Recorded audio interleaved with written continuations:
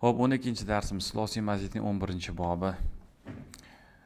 Ijlawada degan fe'l bor. If'awwala degani bu vazni if'awwalun bo'ladi ma'nosi. Masdari. If'awwalani endi if'awwala yaf'awwil if'awwalu desa ham bo'ladi, lekin qulayroq o'zi bunda fe'llar ko'p emas. Bu bobda keladigan, o'shaning uchun ijlawadani o'zini yodlab oladigan bo'lsangiz, qolgan fe'llarni shunga qarab tutaverasiz. Ijlawada if'awwalada aytib qo'yay, bu ushbu bobning ma'nosi ko'pincha biror lozim o'timsiz fe'lni bo'rttirib ma'nosini kuchaytirib aytadi. Masalan, yurdi emas, tez yurdi bo'ladi. Shuni singari ma'nolari bor. Ijlawadu, ijlawadata, ijlawadna bo'ladi. Ijlawaztum deb oxirigacha tushirib ketaverasiz. Muhim birinchisini yaxshi yodlab olish kerak. Ijlawada ujluwiza bo'ladi, mana moziyning majhulida. Ijlawada ujluwiza. Ujluwizat,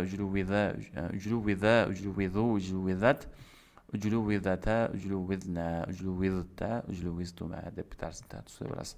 Muzoriyning ma'lumida yajlawizu bo'ladi. Yajlawizani, yajlawizuna, tajlawizu, tajlawizan, tajlawizna bo'ladi. Yujlawwazu bo'ladi. Mana bu muzoriyning majhuli o'zgarmay qolibdi. Mana yu bo'ladi. Yujlawwazu. Mana shu ham a bo'lish kerak. Hozir kitobda xato ketgan. Balkim sizlarning qo'linglardagina to'g'rilangan bo'lishi ham mumkin, mana shu holatda turgan bo'lishi ham mumkin. Mana shunda yujlawwazu bo'ladi. Yujlawwazu, yujlawwadani, yujlawwaduna, tujlawwazu, tujlawwadani, yujlawwazna bo'ladi. Fa'il mujlawwizun, maf'ul mujlawwazun.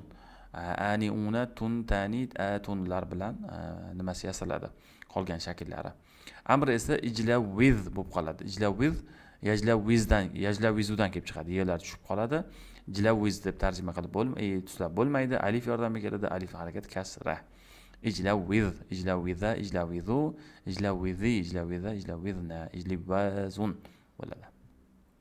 Bu sarf bo'lmaydi.